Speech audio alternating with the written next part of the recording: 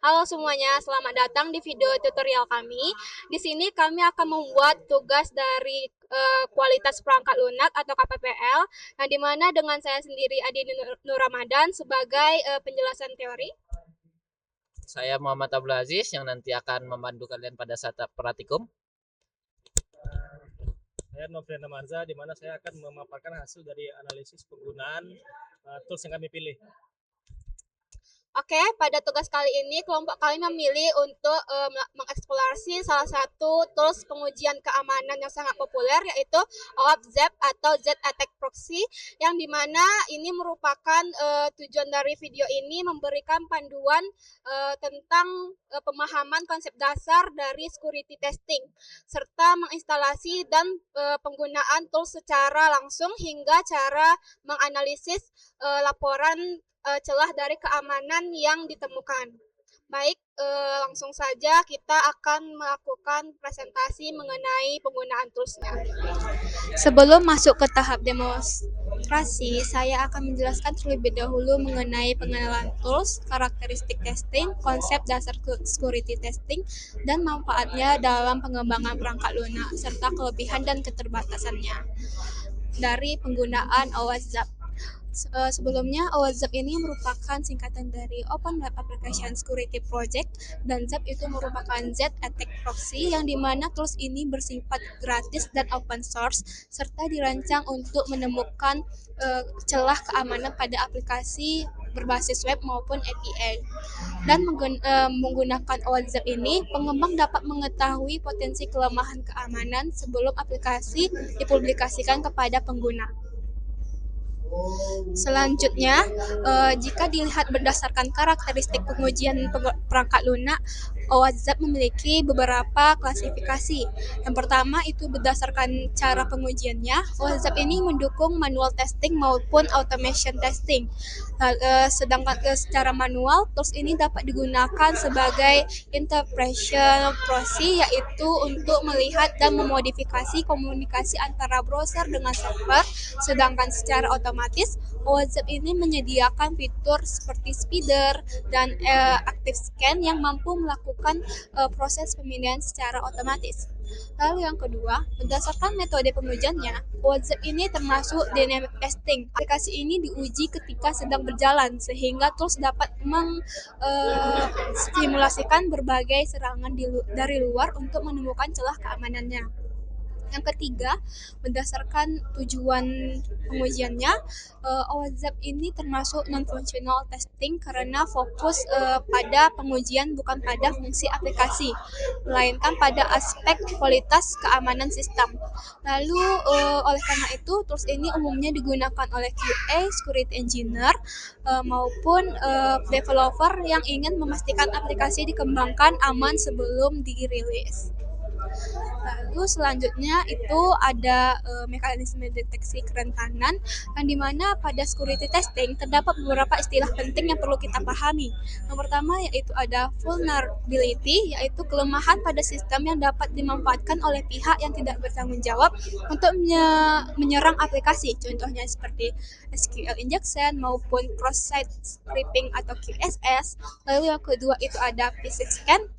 Pada metode ini, OWASP hanya mengamati lalu lintas komunikasi antara browser dengan server tanpa melakukan perubahan apapun. Oleh karena itu, metode ini sangat aman digunakan.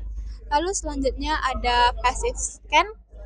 Active scan secara aktif mengirimkan berbagai request atau payload yang menguji apakah aplikasi ini memiliki celah keamanan tertentu. Selain itu, terdapat istilah pasif positif, yang dimana kondisi ini ketika tools mendeteksi adanya kerentanan, namun setelah diverifikasi ternyata aplikasi sebenarnya tidak memiliki masalah tersebut. Oleh karena itu, hasil scanning dapat tetap perlu dianalisis secara manual. Nah, lalu ada manfaat dari OWASP dalam software quality assurance. yang dimana mengapa kita perlu menggunakan tools seperti OSDAP itu kita dapat membayangkan apabila sebuah aplikasi memiliki ratusan halaman, form maupun endpoint API akan sangat tidak efisien jika seluruh pengujiannya secara manual satu persatu. Lalu dengan penggunaan OSDAP ini membantu mengotomatisasikan proses tersebut sehingga vulnerability-nya dapat ditemukan lebih cepat dan lebih efisien.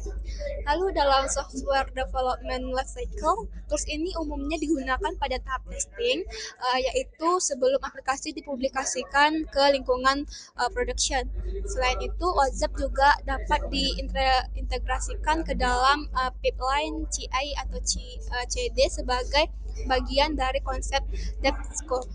Lalu dengan menggunakan celah keamanan sejak awal, dengan menemukan celah keamanan sejak awal, itu pengembang dapat mengurangi risiko kebocoran data, kerugian finansial, maupun serangan terhadap sistem setelah aplikasi digunakan oleh pengguna.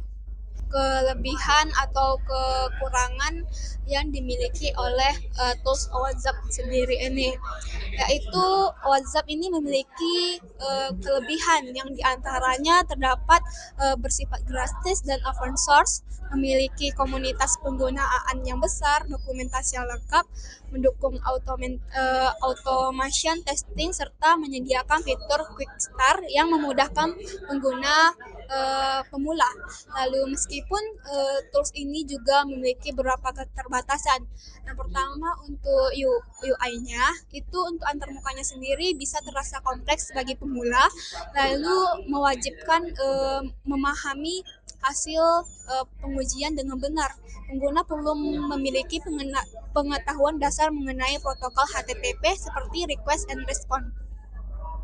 Lalu hasil scanningnya juga dapat menghasilkan false positif sehingga terdapat memerlukan analisis dan verifikasi secara manual sebelum dijadikan dasar pengambilan keputusan.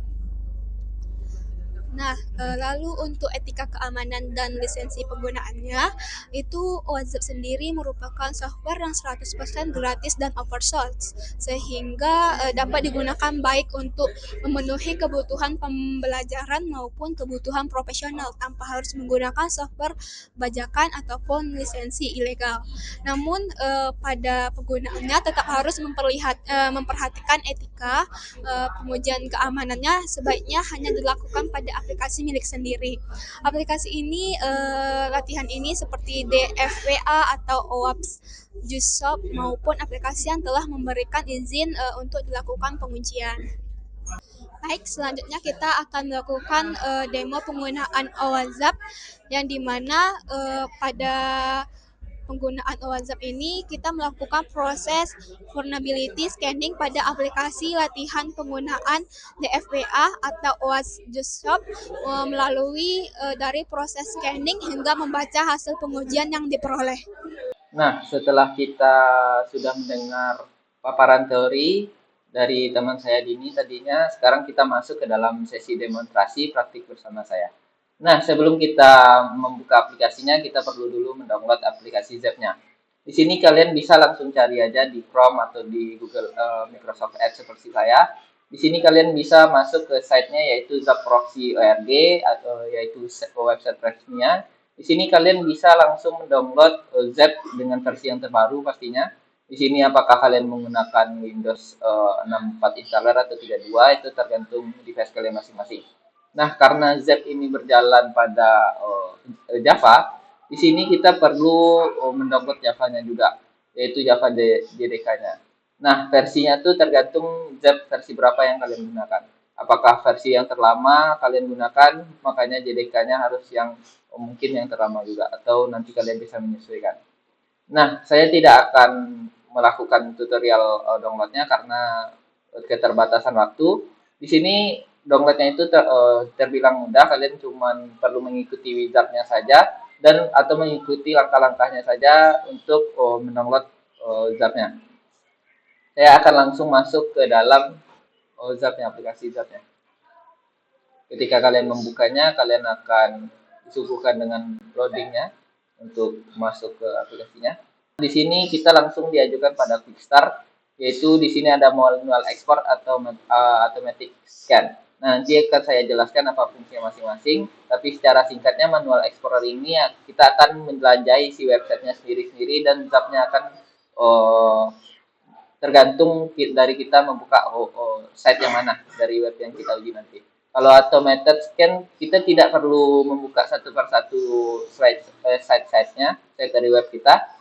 Itu zapnya akan otomatis melakukan scanning-scanning pada tampilan web yang kita minta.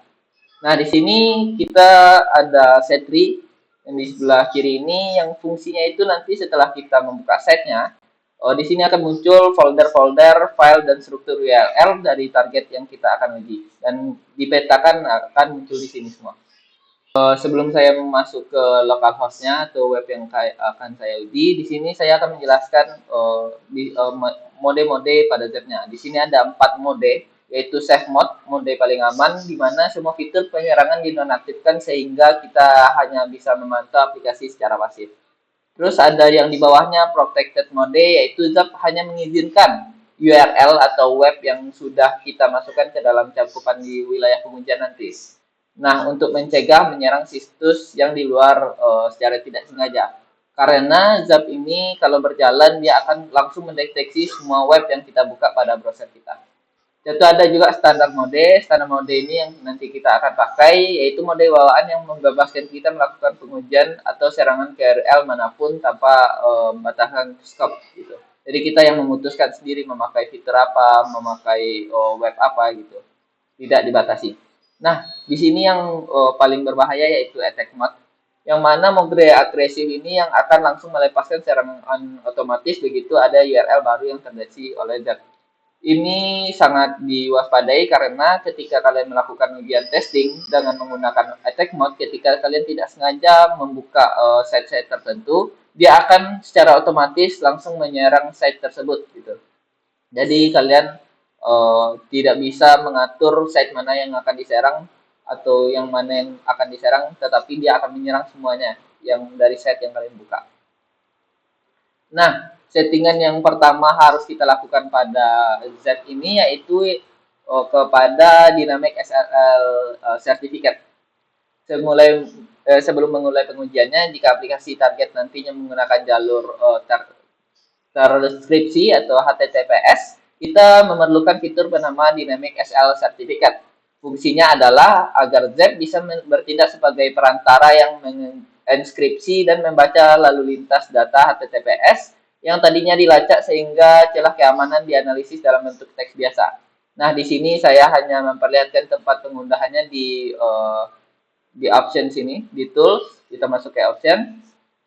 Dan kita pergi ke cari di sini sertifikat, atau kalian bisa drop down network ini dan server sertifikat. Nah, di sini kalian bisa save dan masukkan ke dalam browser yang kalian pakai. Di sini saya memakai Microsoft Edge, jadi kalian bisa langsung ke setting, mencari yang namanya sertifikat, ini sertifikat, terus kalian your sertifikat, terserah kalian memasukkan di mana, yang penting kalian memasukkannya di sini. Saya sudah memasukkannya di sini yang bernama ZAT Crossy Root CA. Nah, setelah itu kalian bebas bisa memakai aplikasi Z ini. Nah, sesuai dengan etika pengujian perangkat lunak, objek yang kami uji dalam tugas ini adalah aplikasi localhost.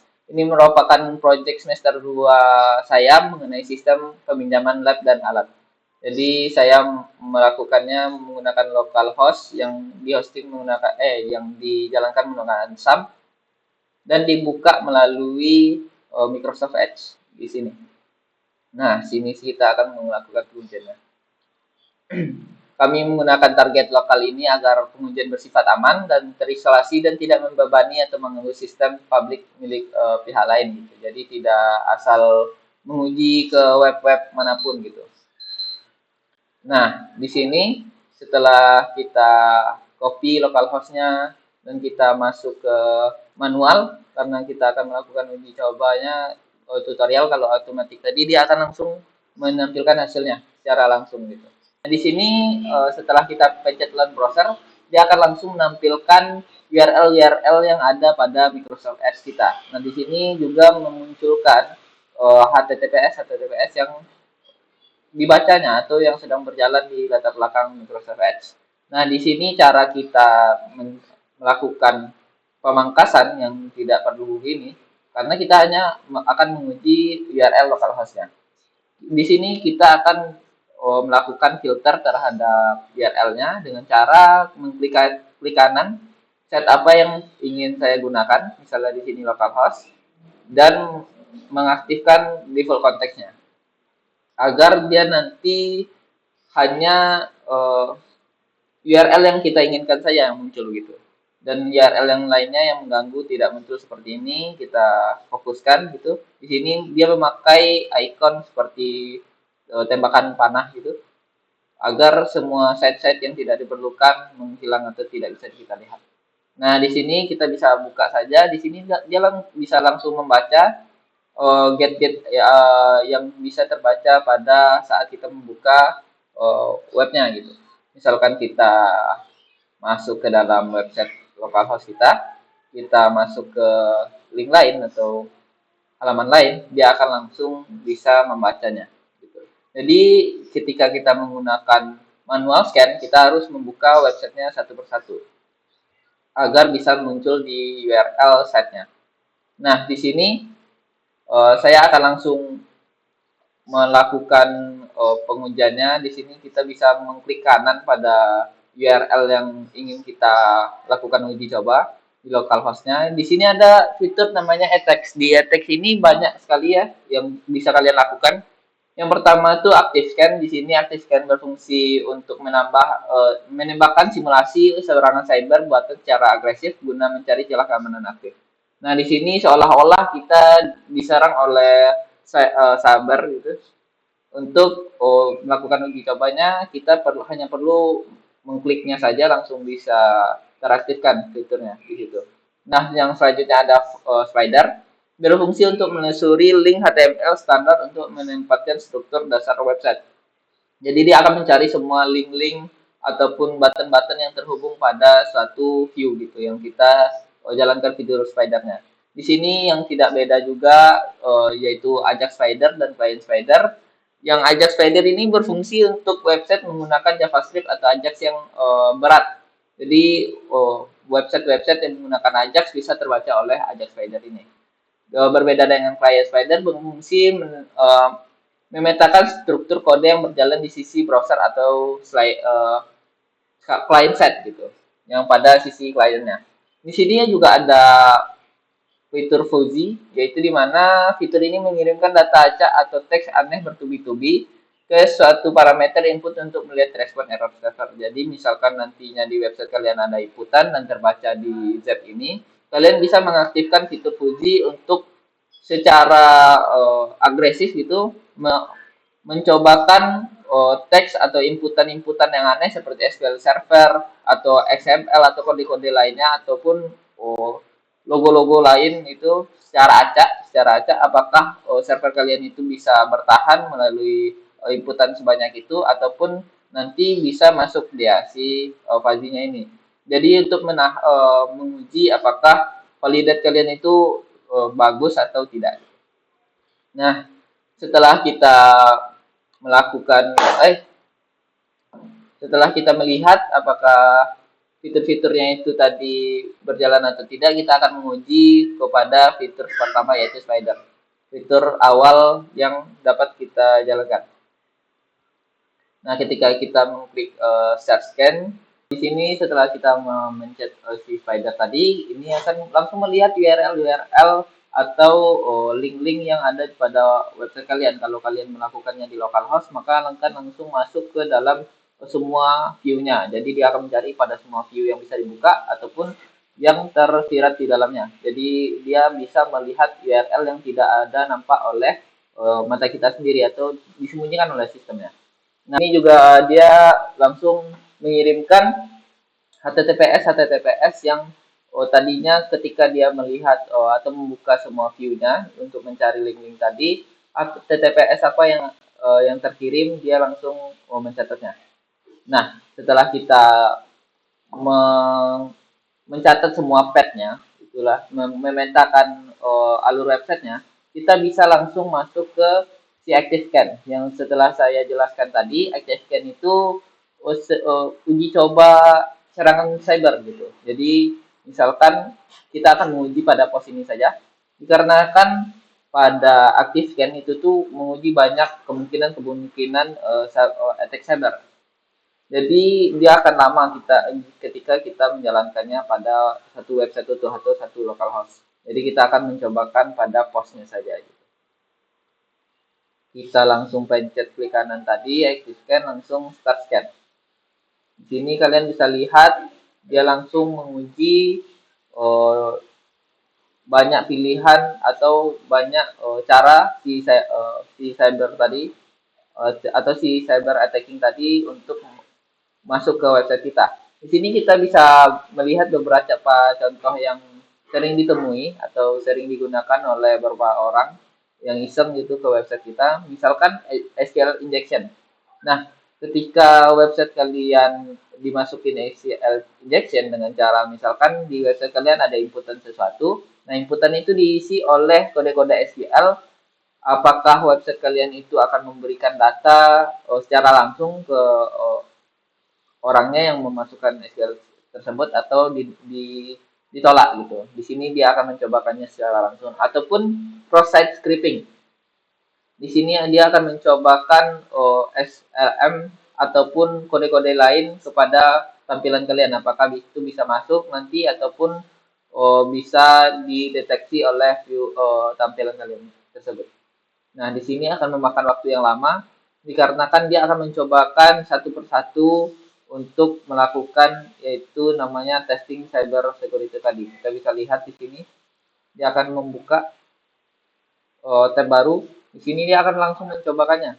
Misalkan kita buka salah satunya, kita lihat pada responnya, dia mencobakan semua yang bisa dia lakukan.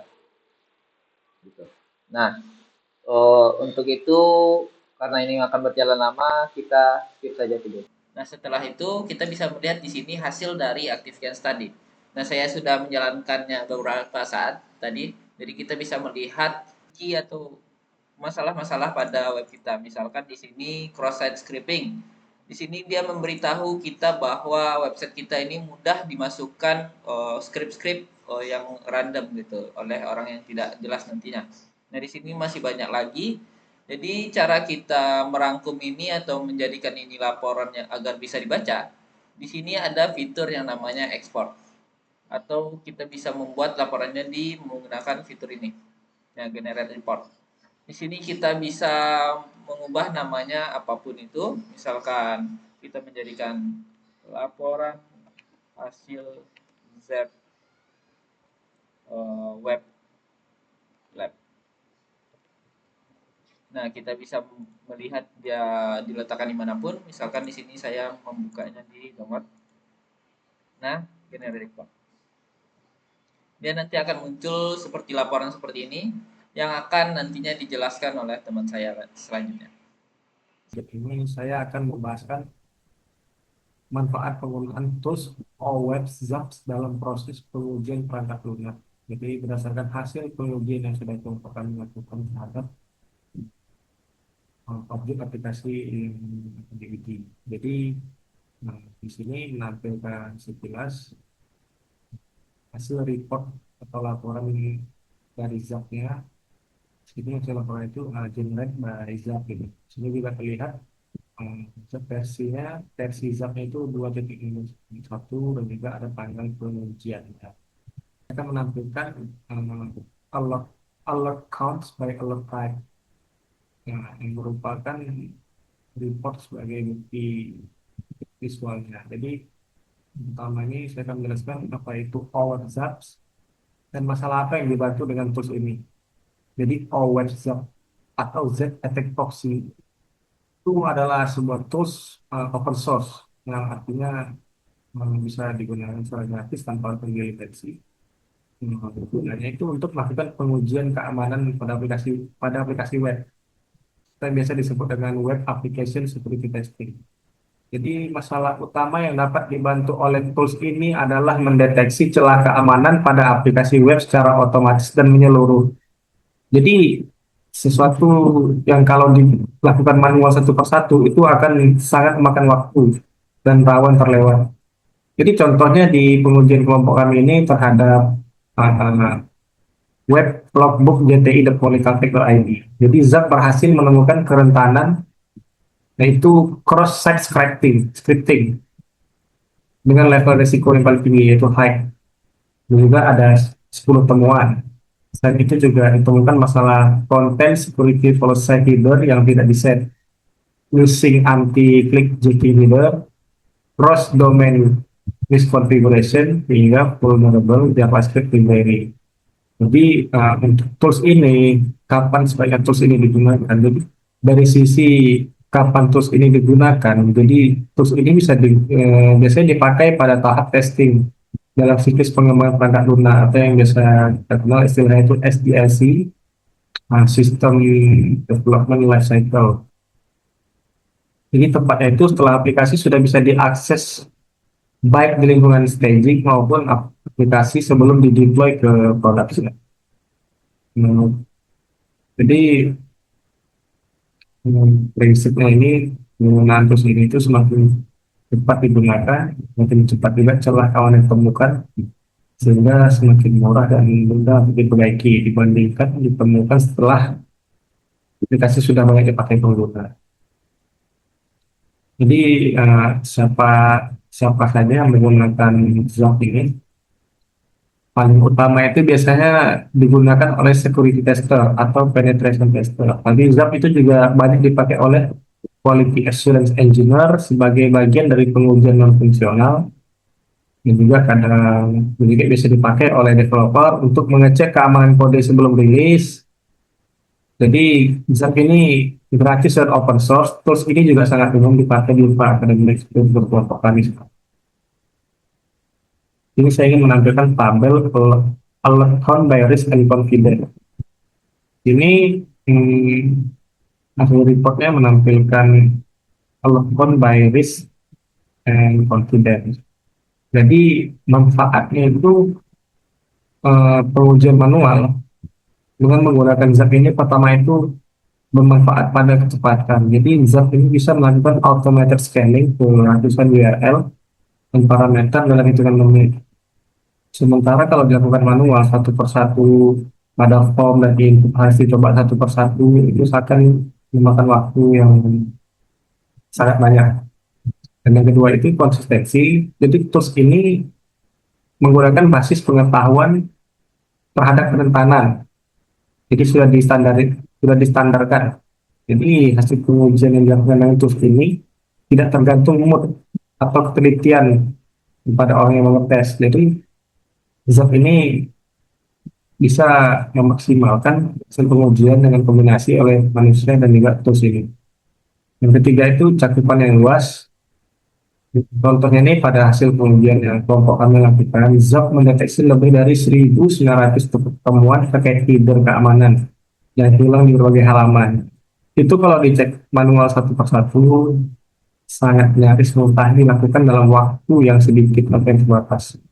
Dan juga yang keempat itu laporannya itu terdokumentasi otomatis. Jadi setelah kita melakukan pengujian, ZAP langsung menghasilkan report lengkap dengan tingkat resiko yang sudah dikategorikan seperti high, medium, low, dan juga tingkat keyakinan, confidence. Jadi dengan laporan yang sudah terdokumentasi otomatis ini, developer itu bisa tahu prioritas mana yang harus diperbaiki terlebih dahulu. Selanjutnya ini apa saja ancaman dan cara pencegahan yang kita bahaya. Di sini kita akan di sini proses scripting itu risikonya high. Jadi temuan paling serius itu adalah proses scripting. Jadi ditemukan pada endpoint di website tersebut, ancamannya itu penyerang bisa menyisipkan kode JavaScript berbahaya ke dalam parameter input yang kemudian akan dieksekusi di browser pengguna lain. Kalau berhasil, penyerang bisa mencuri cookie atau sesi login pengguna. Lalu juga dapat mengalihkan pengguna ke halaman palsu atau menampilkan konten menipu seolah-olah berasal dari aplikasi resmi. Jadi untuk cara pencegahan proses scripting ini itu bisa dilakukan dengan cara melakukan output encoding pada semua data yang ditampilkan kembali ke halaman web, menerapkan validasi input di sisi server, bukan hanya di sisi klien, dan juga menggunakan library atau framework yang sudah teruji aman seperti OWASP SAP. Jadi tingkat bahayanya ini high, karena celah ini bisa langsung dieksploitasi untuk menyerang pengguna aplikasi dan termasuk dalam 10 kategori injection. Yang kedua itu ada content security policy. Di sini tingkatnya medium. Temuan ini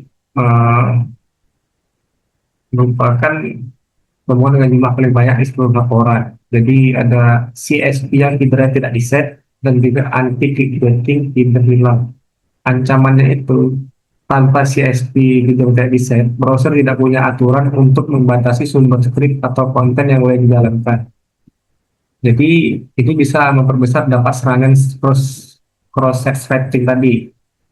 Sementara itu tanpa hidra anti clickbaiting, halaman aplikasi bisa disisipkan ke dalam dan bersembunyi di situs lain. Jadi bisa membuat pengguna tanpa sadar melakukan klik pada elemen yang sebenarnya berbeda dari yang terlihat.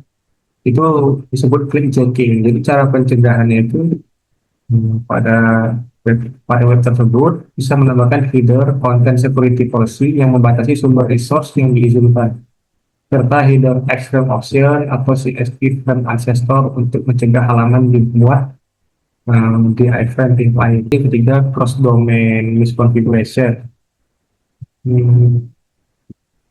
Cross domain misconfiguration yaitu konfigurasi yang terlalu longgar, jadi berpotensi memperbolehkan domain lain mengakses data aplikasi secara tidak sah. Dan juga ada vulnerable JS library. Vulnerable JS library ini penggunaan library JavaScript versi lama. Karena versi lama dia punya kerentanan keamanan. Jadi cara pencegahannya itu cross domain configuration vulnerable JS library tingkatnya medium. Itu bisa membatasi header untuk akses kontrol allow origin. Jadi hanya untuk domain terpercaya dan rutin memperbarui dependensi atau library ke versi terbaru. Tingkat ini bahaya ini medium karena berpotensi dieksploitasi, tetapi butuh kondisi tambahan. Misalnya penyerang harus tahu versi library spesifik atau domain yang dipercaya. Lalu dampaknya itu terhadap kualitas perangkat lunak adalah dengan menggunakan ZAP, tim pengembang bisa menemukan dan memperbaiki celah keamanan itu sebelum aplikasi digunakan oleh pengguna nyata. Jadi ini langsung berdampak pada 3 poin. Yang pertama, keamanan data pengguna, kedua, kepercayaan pengguna, tiga, efisiensi biaya pengembangan. Jadi dapat disimpulkan, OWASP ini bukan hanya alat pelengkap, tetapi bagian penting dari proses quality assurance untuk memastikan perangkat lunak yang dibangun itu aman, andal, dan layak digunakan. Jadi itu tadi penjelasan mengenai manfaat tools OWASP pada proses pengujian perangkat lunak. Jadi berdasarkan hasil pengujian yang telah kami lakukan. Terima kasih dan wassalamualaikum warahmatullahi wabarakatuh.